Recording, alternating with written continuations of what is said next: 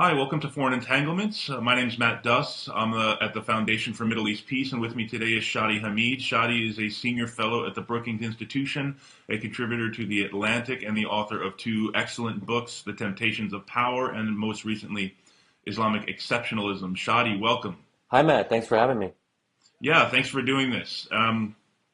So you had an article in The Atlantic recently, I think it was just within the last week, looking at U.S. intervention in Syria, but looking at the broader question of American power, specifically, I think, American military power, asking the question, is a better world possible without American military power? Can you just kind of lay out the main arguments of the piece? Because I thought it was a very interesting one, and it got a lot of attention, and I think started some really interesting discussion. Yeah, sure. I've been thinking about writing a piece like this for quite some time, and I guess one worry I had was that it was almost too obvious. But what sort of provoked it is this sense that we don't talk about U.S. military forces even potentially being good, at least on the left of the political spectrum. And I'm not talking so much about, foreign policy elites or the Hillary campaign. I'm talking about people who would actually consider themselves members or children of the left or whatever. And that was important to me because I feel like it's really on the left side of the spectrum where you have this idea that the U.S. should try to do good in the world, whether it's promoting human rights, stopping genocide, living up to its ideals, and in a sense, kind of atoning for our sins. Our tragic involvement in a number of different regions of the world throughout the Cold War and beyond, overthrowing democratically elected governments, and of course, in Latin America, the Middle East, but also things like the Iraq War, which I think soured so many, and we're sort of stuck in this idea that all interventions have to look like Iraq or everything's a slippery slope towards something like Iraq. So this article was my attempt to say, let's reassess how we think about U.S. military force. And then, is U.S. military force inherently or intrinsically bad? Or is it only bad if it leads to bad consequences? So going a little bit even into the moral philosophy of it. And I think that where I come out on this is that many on the left are less concerned about the consequences of U.S. military force. For them, the problem is the very fact of U.S. force, irrespective of the outcomes it produces. So in the case of Syria, I think at least for me, it's pretty clear that the U.S. could reduce the killing if it wanted to, because it could target Assad's military infrastructure and make it harder for the Assad regime to kill Syrians, and it could have started doing that as early as 2012, when only about 5,000 people had been killed at the start of the year. So, and that's why I think we have to, speak more frankly about what's really motivating people in their opposition to intervention and what's really going on here. So that was sort of what I was trying to do. Yeah, I mean, I think there's so much there to dig into. First, let's start with the idea of this part of the left that is ideologically opposed to the use of American military force. I think that that faction does exist. I mean, whether you want to call them anti-imperialist or whatever. I mean, I think there is a legitimate part of what we might call the progressive left that are just inherently hostile to the idea of America, going abroad and using its military to achieve goals. I mean, it seems to me that you might overstate that a little in the piece. I don't, both as a kind of portion of the left, again, granting that they do exist, but certainly when I look at the actual foreign policy elite, and you acknowledge this just now, and I think you acknowledge it in the piece. I mean, generally, foreign policy, even more than most policy areas, tends to be, as my friend Justin Logan, who used to be at the Cato Institute, an elite sport, more than a lot of other issues for obvious reasons. And while I think we can acknowledge that there are a lot of Americans and a lot of members of the left who are hostile to American military force, just period. It's unclear to me how much traction or how much weight those voices actually carry in actual policy discussions. It seems to be very, very Well, little. actually, Matt, I mean, some of them are in charge of U.S. policy right now. So I'm not just, so Sure. when I say the foreign policy elites or the Hillary campaign, Hmm. I'm talking more about people who are outside of government. But what I do a little bit in the piece is it's not to the same extent as say Jill Stein supporters or like No. pro WikiLeaks people, and who knows if that's even right or left anymore. Yeah. But I think the Obama himself and other senior officials in the administration share some of the same assumptions. Maybe they don't take it quite as far, but there is a general sense, and I think Obama has talked about this quite openly, that it's unclear if he really thinks that the U.S. military can play a constructive role in conflicts in the Middle East. And that's why he's gone out of his way to minimize the extent to which we're involved Yeah. in any number of conflicts. And I think that the reticence to get involved in Syria, and we're not talking here about a full-scale Iraq-style invasion. I mean, that's always been a straw man. We're talking here about establishing no-fly zones, safe zones, no-drive zones, targeting the Assad regime's military infrastructure, as I mentioned earlier. And I think even on things like that, which are fairly limited compared to what we did in Iraq, there's a kind of sense with Obama that that will only make things worse, and it's better for the U.S. to do no harm. And I think that is a quite pronounced view with Obama and his supporters, and I think in opposition to what we might call, the blob, which is, I think, a problematic way to describe foreign policy elites in Washington. But whatever, let's go along with that. So I think there is a tension between people who are in government now, in the Obama administration, and pretty much almost everyone who's outside of it in sort of the think tank scene. And I think this is one of the times where the consensus in the think tank scene is actually right. Yes, the Washington, D.C. think tank establishment has gotten quite a few things wrong historically, but isn't it possible that maybe we're correct this time? And I don't even really see myself as sort of the traditional member of that kind of group, but if you want to include me in that, sure. And I think this time we're onto something. And I'll just say one more thing. I think the flip side is also important. So I've sort of made an argument against the left or extending that to Obama's approach to U.S. military force. But I think it takes a big leap of faith or a big jump to be able to say what I'm trying to say, which is the better world that I think a lot of us hope for or want to believe in is not possible without U.S. military force. So if we start from the premise that we want to see a world where there is less genocide and less mass killing and less autocrats who are running roughshod against their own citizens, we cannot have that world without finding ways to use U.S. force for better and more moral ends. So I see, in this sense, I'm trying to make the argument that the U.S. military can be an instrument for what we would traditionally consider leftist goals. This kind of like neo-utopianism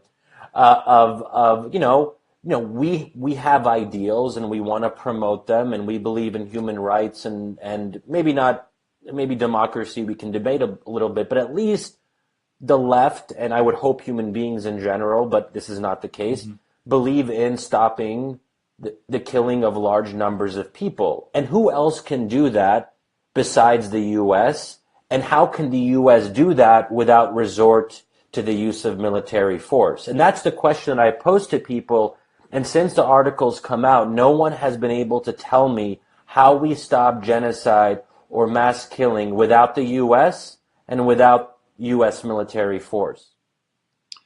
Yeah, I think so. There's a lot in there. I mean, first Sorry, is, yeah. I'll kind of work. No. This is it's really interesting. I mean, I'll try to work my way back a little bit. And first, as a progressive who is totally sympathetic to the goals that you laid out in terms of obviously stopping mass killing and creating a better and more just and more rules-based world and international order.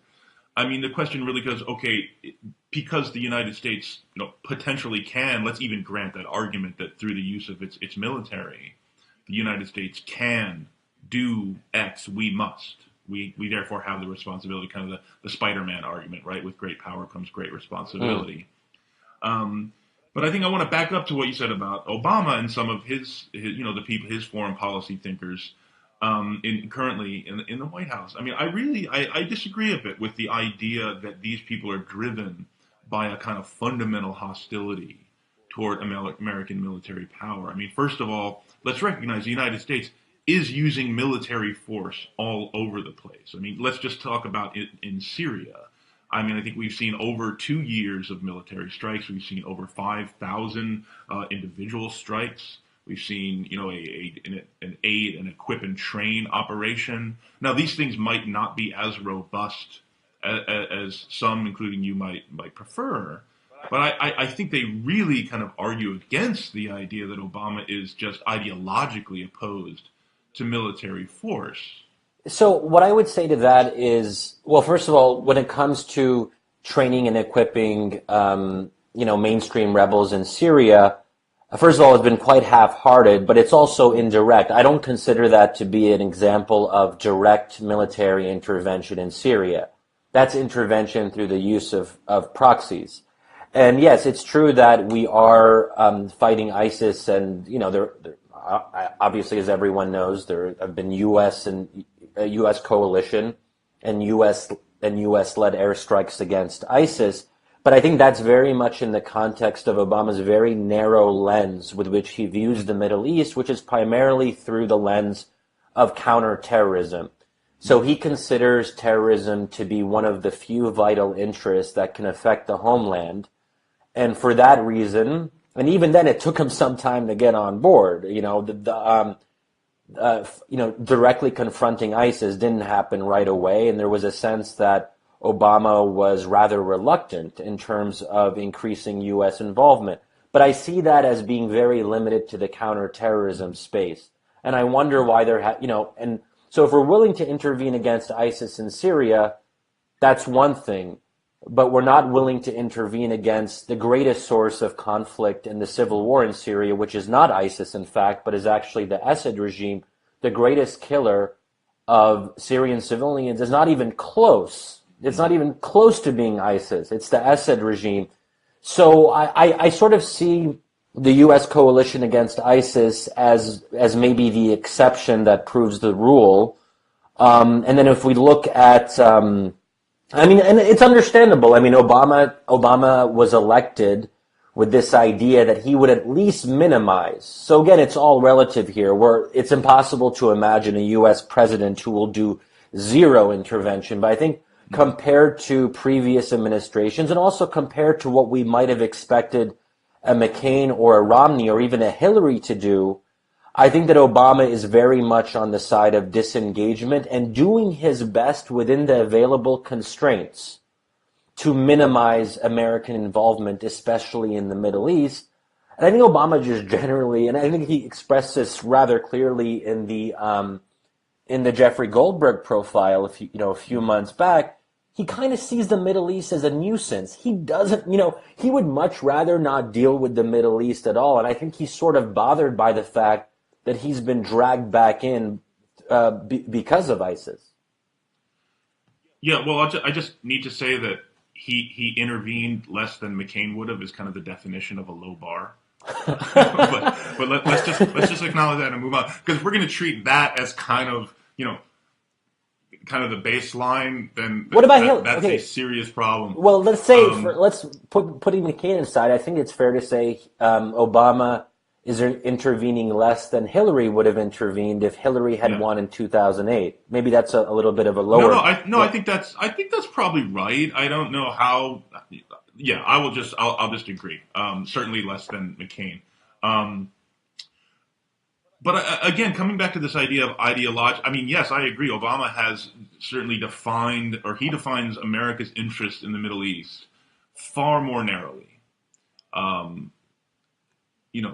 certainly than his predecessor, and probably even more narrowly than I would. But I think I do draw a distinction between, between that and an ideological hostility toward military force. Yes, he has a much narrower vision of what America needs and wants out of the Middle East. But I think he's also combining that with a much more skeptical view of what military force is able to accomplish. I mean, he sees it very much as a blunt instrument, and in that, I actually think he's correct. Now, that's obviously not to say the U.S. military isn't powerful. Of course, it is. But I think his beliefs and ideas, and I think there's some evidence for this of what it can achieve. Um, not just in striking enemies, but then in what comes after, and producing, end goals. He's very skeptical about that, and this is where I think Iraq comes into play. And I think it's certainly, it's a fair argument to make that he and many others have overinterpreted the lessons of Iraq. But again, I would kind of insist that, this is, it seems to me that your difference with Obama is a policy one and not necessarily an ideological one. So this is where I think gets a little bit complicated, and I don't. We have to be careful, obviously, about over psychoanalyzing Obama as a person, and I don't want to. I don't want to attribute things to him which may to some viewers seem unfair. But I think that well, a couple things. I think that it's hard sometimes to disentangle how much of it's ideological and how much of it is kind of consequentialist. The idea that Obama has kind of thought about military force and what results, and he doesn't like what those results might look like. And the ideology is tied to what he thinks is likely to happen in the case of an intervention in Syria, right? And I think that even, let's take the 2013 Red Line, the fact that almost everyone on the planet, including pretty much all of our allies, anywhere in the world, wanted us to act in response to Syria's violation of the Red Line. And Obama himself seemed convinced that he had to act, and everyone in the administration was making that case, Kerry, Samantha Power, and so on, Bob Gates. And at the last moment, Obama couldn't do it. I mean, to me, that's really interesting, that even in the most clear-cut case, so in other words, we're testing the proposition by looking at the easiest case where there would have been the least difficulty in intervening because so much of the world was expecting it and supporting it. And he couldn't do it. So that to me is an interesting thing that we have to look at. And the fact that he kind of looks back at this retrospectively and says this was his moment of liberation, the fact that he could see a moment which the rest of us see as one of the most dangerous turning points in the recent history of U.S. foreign policy, that he would see it in the exact opposite manner, that to me suggests something more than just a mere policy difference.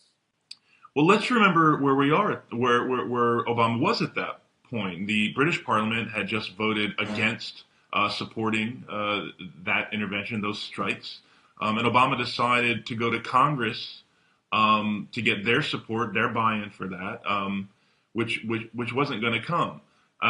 So I think it's kind of a difference of definitions here. I think, yes, Obama's very skeptical of what military force can achieve, that it would have achieved the goal there. But I also think he genuinely believes, and by the way, others in the region agree with this too, that, all things considered, at the end of that, period of time, he achieved a pretty significant non-proliferation goal, even though it kind of fell into the U.S.'s lap with regard to Syria's chemical weapons. Was it perfect? No, certainly not. But I remember having a conversation with an Israeli diplomat after that, who said there was a lot of, it was a very positive feeling, and actually Netanyahu said this publicly, that he was quite pleased with that because Israel was, of course, they were the intended targets of Syria's chemical weapons. But I think it also, so yeah, go ahead. So on the Congress issue, I think Obama handed it over to Congress, knowing quite well that it would die a slow death, and I think it was a way for him to sort of not deal with making a decision one way or the other and say, oh, well, Congress can deal with it. But we all knew what that was going to lead to. But I think also on even if Obama has legitimate reasons to be skeptical about these kinds of interventions, it does raise the question, is there any direct intervention that Obama would plausibly support? Because even in the case of Libya, he seems to be somewhat regretful about it, although it's unclear sometimes whether he just regrets the failure to plan for the day after or the entire thing. But it's very, if he's not willing to intervene in the case of the worst case of mass killing, of spillover effects throughout the Middle East, and not just the Middle East, but also Europe, something which has been the defining humanitarian catastrophe of our time, if he's not willing to intervene in that case, then are there any cases that he would be open to intervention on? And I think that's a question that a lot of opponents of intervening in Syria have to answer. And because many of them were also against intervening in Libya, or at least are against it in retrospect. So here are two cases where it was very, very compelling. And it makes me wonder whether people are actually arguing in good faith sometimes. What intervention would they be willing to support? Anywhere in the world, at any point, what would the circumstances be? Because there is no such thing as a perfect intervention where you can guarantee Sure. that the results will be successful ahead of time. There's always going to be a risk. So it just that's one thing. That's one reason why I think that a lot of the conversation that we have on this particular issue isn't actually about facts, but is largely about our ideological starting points. Because I can't think of anyone who opposed intervention 2 or 3 years ago who's really been willing to reassess their position. And if you're not willing to reassess your position despite changing facts on the ground, then what are we really talking about here, right? Yeah. No, I think those are important points. I mean, just to back up on the, I mean, as I said earlier, I mean, Obama, the U.S. is intervening in Syria. I mean, let's just recognize that. Not as robustly or broadly as you would like, but I think we have to recognize. Now, I think this gets us into one of the problems, I think, of escalation, is that it's sort of one of those unfalsifiable arguments. I mean, certainly you and others have made, I think, good arguments, even if I don't fully agree. That the U.S. should be intervening more aggressively, more robustly, and they could achieve this, this, and this. But it's almost like that's an answer we hear before. It's like, okay, but more intervention is what we need. And if that intervention does not work to achieve the goal, then it's because we did not intervene enough. You see, I mean, we've seen how this ratchet has worked in the past. I mean, at what point would, say, for example, you be willing to agree that the intervention is not working? You know, and again, this is very abstract because we are not there. I'm just saying that as a point of caution. No. So, but Matt, let me ask you, I mean, shouldn't the burden of proof sort of shift? So I think that it's understandable at the very start of a conflict. People ask those who support intervention, well, why would this be better? Fine. That's understandable. That's a good thing most of the time. But if we're talking 5 years later or 4 years later, and we have tried Obama's approach and we can empirically determine that Obama's approach has been disastrous. So we know that. That's not a speculative argument. And on any number of indicators, and I'm not just talking here about number of lives lost, but also the refugee crisis, the fact that it's threatened the future of the European project. It's contributed to the rise of far-right populist parties in Europe as well as in the U.S. So, I mean, we can see the results of this approach. So when is it fair to say to proponents of Obama's approach to Syria, hey, we tried your way for the past 4 years, it hasn't worked. Now the burden is on you to say why you think staying the course is preferable. yeah, or maybe we should do less. I just don't. That's, I guess, where I really do have a disagreement. It's just this idea that, you know, intervention should now be given the benefit of the doubt. You know, So doing because less would be what do you have in mind there? even less than we're doing now. I'm not saying I support that, but it's like there are not only two options: what we're doing now or more intervention. I mean, we could completely pull out and completely, draw back, draw our forces out, draw out of the whole region. I mean, there are other options that are opposite of more intervention. I would almost respect that more because I feel like that is actually that's actually a real position, and it's not this kind of like in between, halfway, worst of both worlds approach, which I think is where Obama often finds himself. He wants to split the middle between two opposing approaches, and what he ends up doing is actually preferable to neither. Yeah, no, I mean that's fair. No, but to get to your point about the onus being on the opponents, yeah, I mean, I just don't see, intervention and non-intervention as being like equal and opposing arguments. I mean, I do think there are serious questions that, the onus remains on those who want to spend more money, risk more American lives, to achieve certain ends. And the questions about how Russia might respond to an American escalation are very serious ones. And I know that they are very serious ones that our military leaders have as well. They are by no means answered. But I think risking those things to say that the onus is on the people who don't want to risk those things doesn't really make sense to me. Okay, but then I think what we get to in that case is if we are not willing to intervene on humanitarian grounds in Syria, then I don't think there is any other set of circumstances where we would be willing to intervene, because it's unlikely that we'll have another humanitarian catastrophe on Syria's level where there's also a strategic imperative. So this is not just a purely moral argument. I think the moral aspect is perhaps the most important one right now, but it's not just about that. I mean, there is a geopolitical context. There is Iran's role in the region, and as we've talked about, the refugee crisis, which has effects on Europe and so on. So I think then we're setting a very dangerous precedent of a future of just non-intervention in the case of mass slaughter or genocide. And I think it's also worth saying that non-intervention can also risk American lives. So it's not just intervention that does that. Yeah, I agree. So I think the question is, a lot of people will say about intervening directly against Assad that could risk American lives.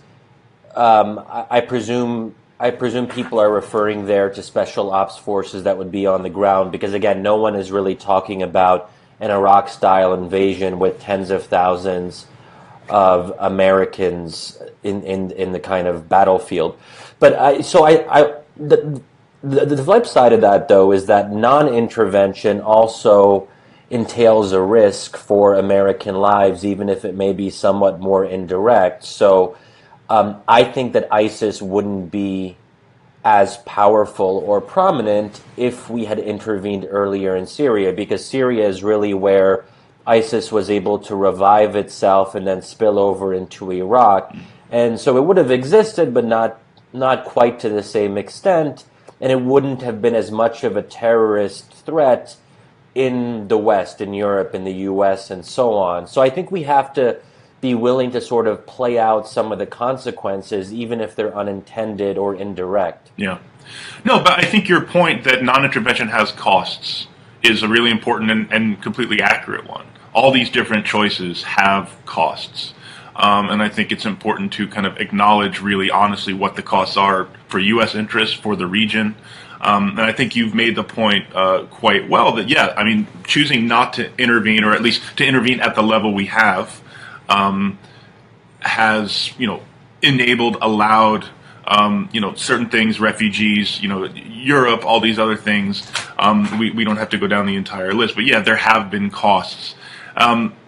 one thing one point I do want to make, and this is a question I had about your article, and I think this goes to some of the, you know, this tends to be a problem I think in the debate of Iraq versus Syria, is can we really see Syria and Iraq as disconnected phenomenon, right? I mean, in some ways, Syria is a consequence, or at least some of the things that we're seeing in Syria are consequences of the Iraq invasion. So it's difficult to say Iraq is kind of this isolated example of intervention and Syria is this isolated example of non-intervention.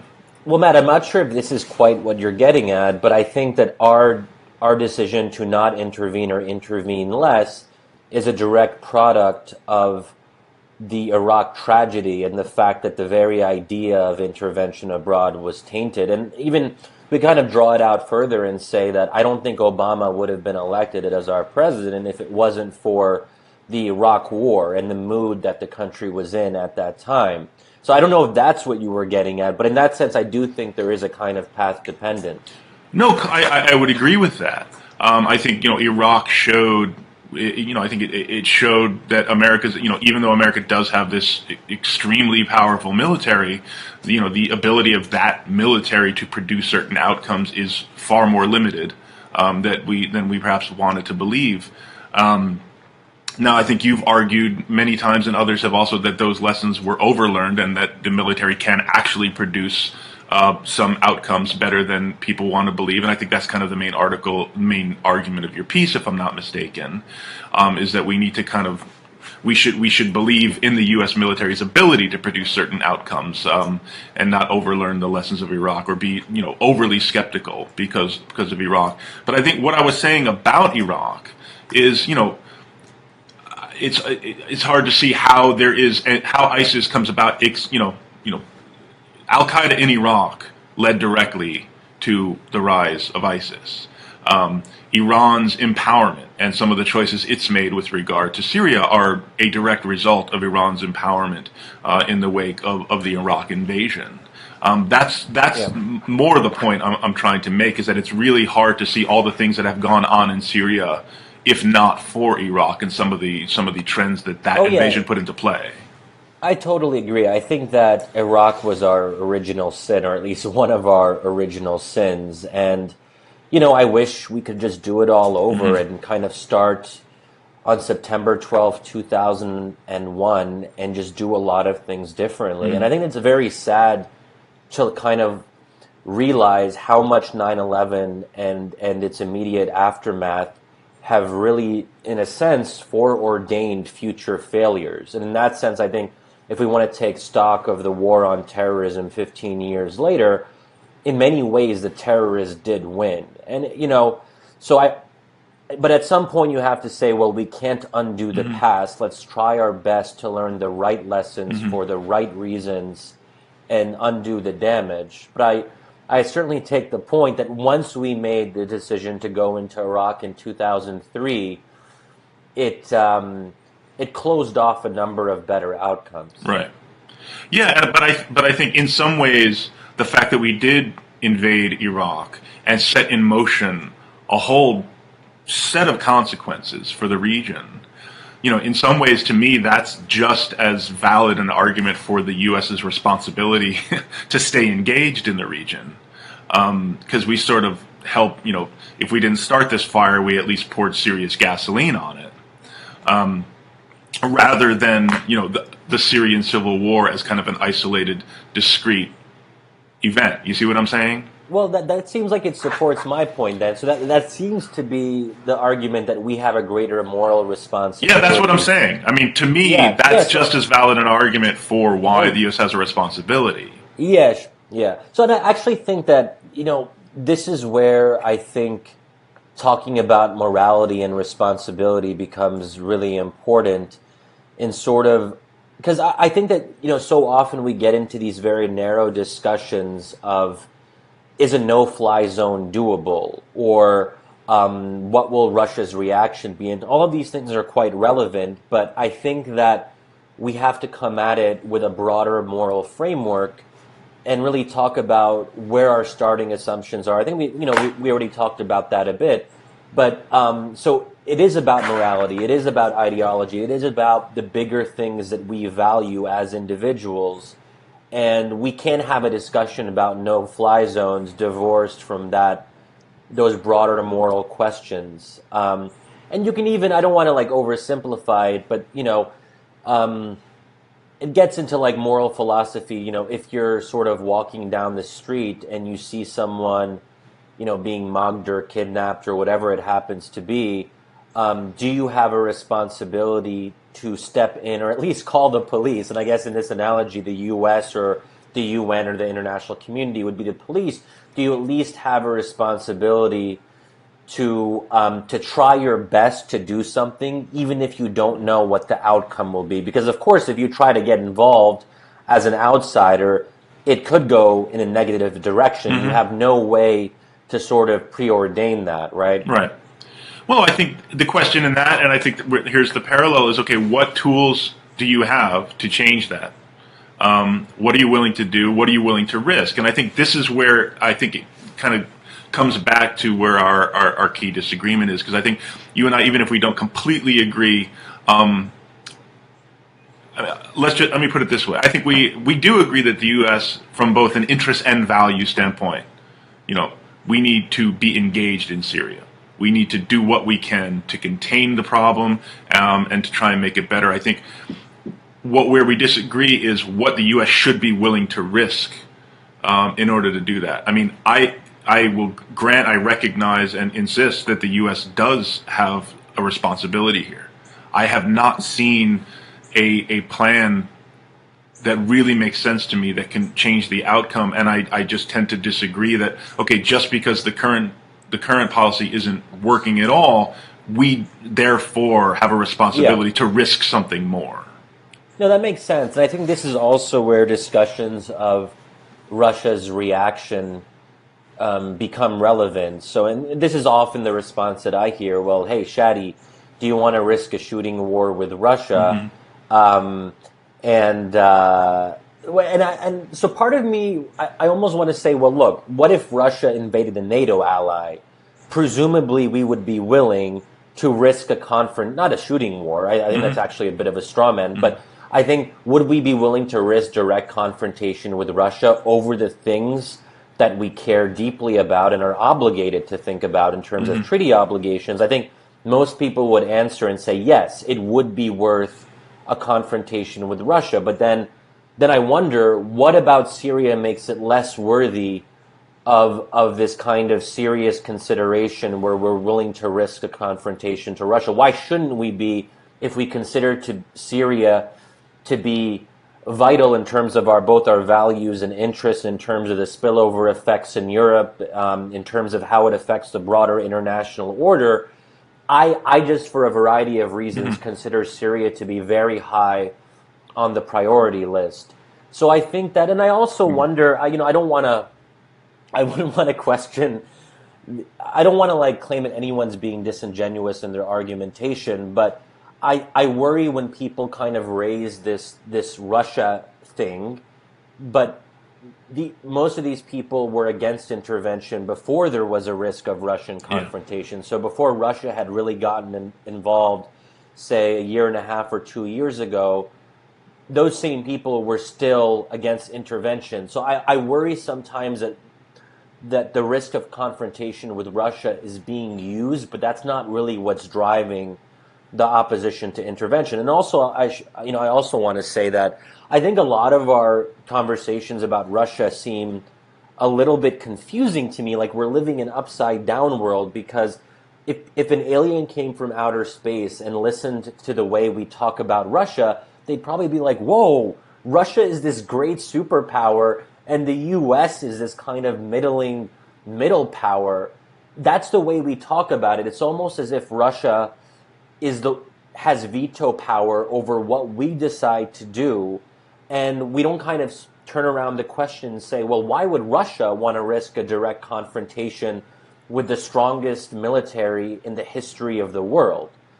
And there seems to be that, to me, is a sign of a bigger problem in our foreign policy discourse, that we almost forget that we are still a superpower with the world's most powerful military. Or am I missing something? I mean, I think that it's precisely because we are a superpower that I think we recognize that, Putin, one of his main goals here, aside from the basic interest, of preserving his client in Syria, is, he wants to create this sense of, Putin's Russia versus the United States. He wants to kind of return to this idea of a great power competition. And you're absolutely right. Russia is not a great power. It does, however, have the ability to create problems, as we saw in Ukraine, as we're seeing in Ukraine, in Crimea, as we saw years ago in Georgia. So, when I think if that alien came down and looked at the vast expanse of the United States' military installations around the world, I don't know. I tend to think that, if that first alien said, "Who's the great power here?" there might be a few other aliens in the back saying, "No, actually, let's look at everywhere the U.S. is based and let's understand who the great power is here." So, So I mean, I see what you're saying. If we were just go ahead. But Matt, Putin knows that. So I guess what I'm getting at is, so would Putin really be willing to shoot down American planes, knowing that if the U.S. wanted to bring the full force of its military onto Russia, if American lives are threatened?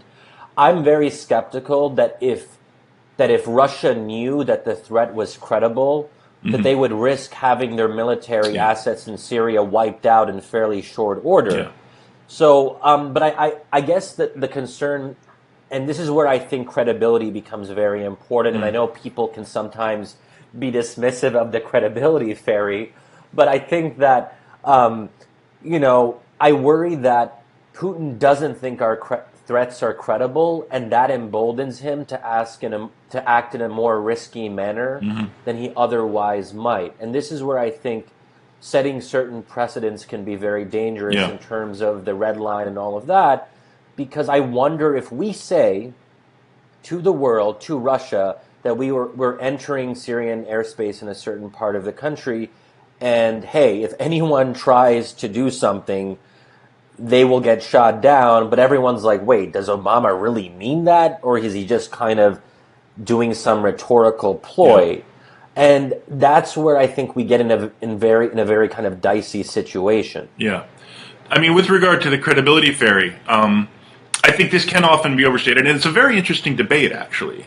And, and my take on it is not necessarily that credibility doesn't matter. I think credibility does matter. Credibility is a thing, certainly, in understanding, adversaries trying to understand the other's actions. But I think where the whole credibility fairy argument comes in is just the idea that we can establish credibility by doing this one thing, right? Credibility is established by a whole set of choices and decisions over a long period of time. So I think this is where we get into, the massive explanatory power of the decision not to bomb Syria over the chemical weapons. The idea that just with that one decision, credibility was lost. Well, there were the whole bunch of other things that the U.S. had done and not done that signaled that, how far the U.S. was actually going to be willing to go. Now, you can argue that, the decision not to bomb Syria there, added to that. But to treat that as like the one thing that either established or disestablished credibility, I think is a mistake.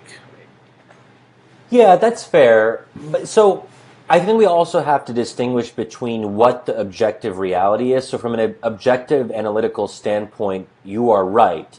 But we're talking about the perceptions of flawed and not always 100% rational actors.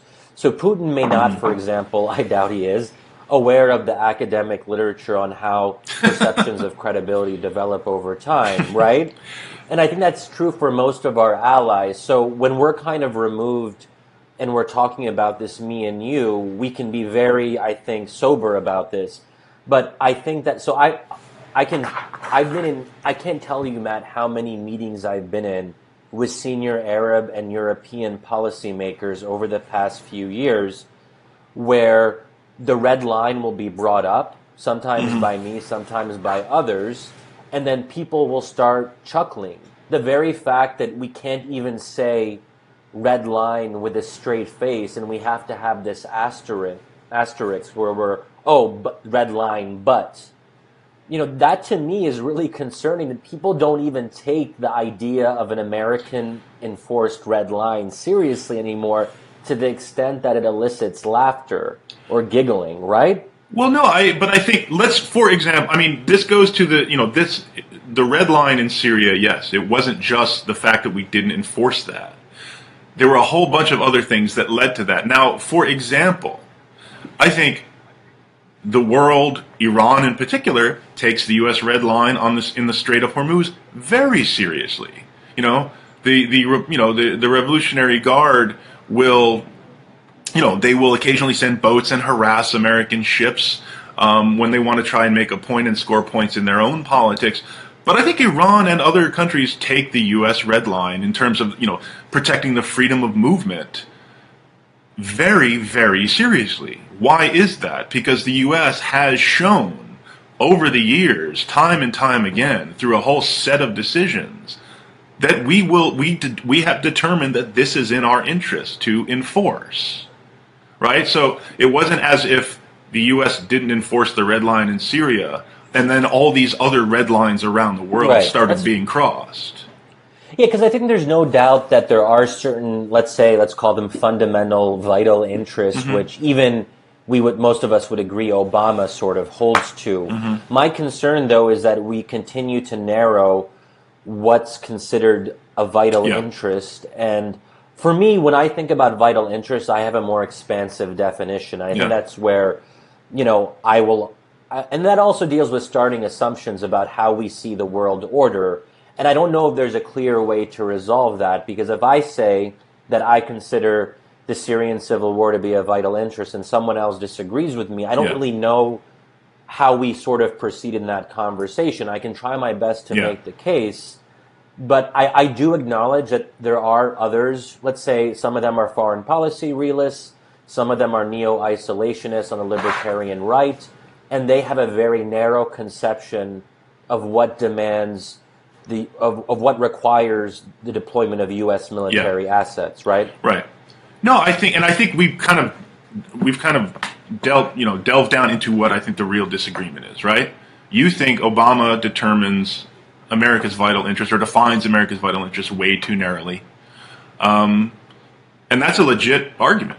But I think the question I have, and I think you got at it just now in your comment, is okay. So say the next administration agrees with you and thinks we need to define our vital interests a bit more broadly.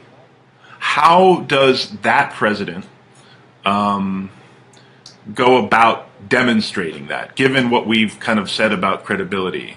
It doesn't take one action, it takes a set of actions. And I think that's where we get into the question, not to bring up the Russia boogeyman again, because we know it's not really a boogeyman. But just, how do we make that clear to other adversaries that we have now determined that dealing with the Syria crisis more robustly, if I can just use that term, is in our interest, and therefore they shouldn't try to call our bluff on it? Well, so I think that's where there might be some short-term costs, where at the beginning of this new administration, let's say if Hillary Clinton wins, I think there would be a basic assumption that Hillary would be more forward-leaning or, let's say, assertive on certain issues, but perhaps there would be a kind of lag time effect where people wouldn't really absorb it right away.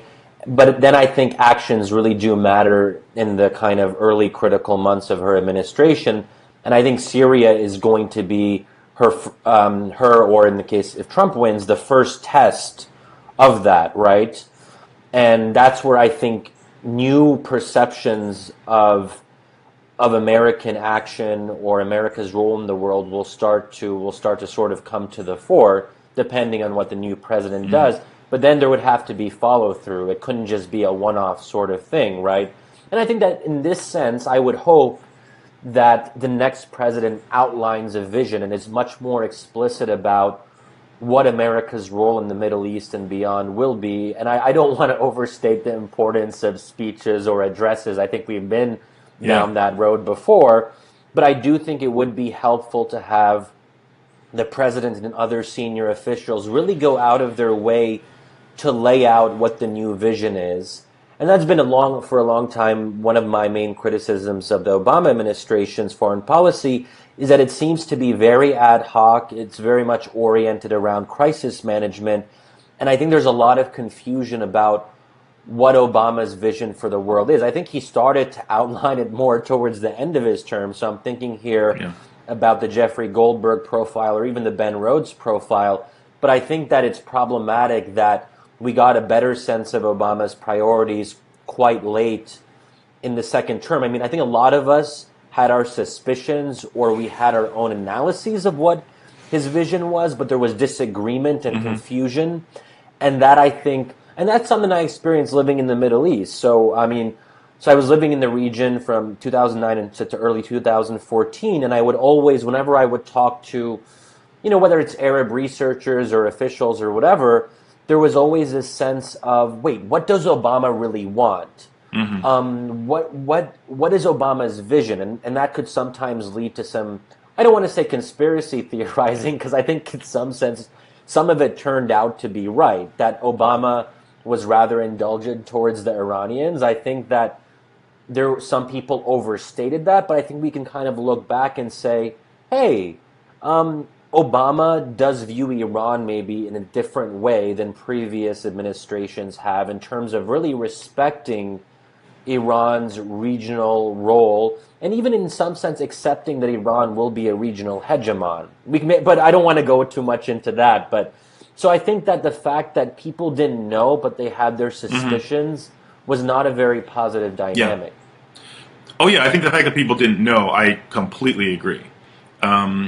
Personally, I think, as also to the charge that Obama makes great speeches but didn't have the policy follow through to put it into play or put it into action, I would also agree with that. In terms of his vision, I would say, and I think we can kind of wrap up here. I do, when I look at the way he's approached the region, he's combined this, as we said, a much narrower definition of America's vital interest with an understanding, that the U.S. cannot sustain kind of coming in and being the firefighter. And so it's, this kind of achingly slow and painful and effort to try and get greater cooperation and create a more stable, workable, effective regional order, right? I mean, we saw some of this in Libya. It's not, I'm not saying it's succeeding, it's very slow, but I think I do see a vision. And the fact that I have to, that others in the region don't see it and they're constantly asked this question, I think I would agree with you. It goes to the fact that he has not explained this, but I think you can find places where he has laid this out of, what he imagines as an actual stable regional order, not perfect, but one in which there is some kind of architecture for some of these states, regimes, governments to kind of deal with these problems themselves. Okay, now okay. I know we have to close up, but this is one thing I'm very concerned about. So I do think that Obama would like regional powers to take more responsibility for their own region. I think that's pretty clear, a clear part of what he would like the architecture to be. But the problem is we have the misfortune of having pretty bad allies in much of the Middle East. And I think this idea that we should let others do these things that are very important for the future of the region, that's actually a little bit scary to me. So we outsourced Yemen policy to Saudi Arabia. Disaster. Right. Whenever we outsource something to a problematic ally, and it's understandable because they don't share our values certainly, but they don't even share our interests. Right.